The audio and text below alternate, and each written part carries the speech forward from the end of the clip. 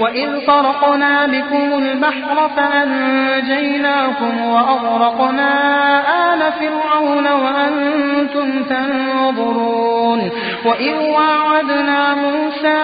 40 ليلة ثم اتخذتم العجل من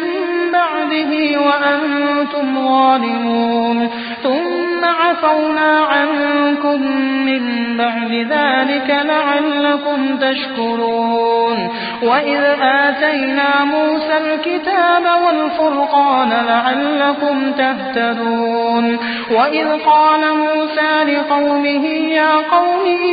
إنكم ظلمتم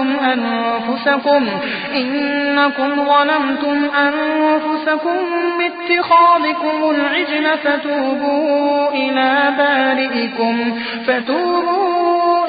بارئكم فاقتلوا أنفسكم ذلكم خير لكم عند بارئكم فتاب عليكم إنه هو التواب الرحيم.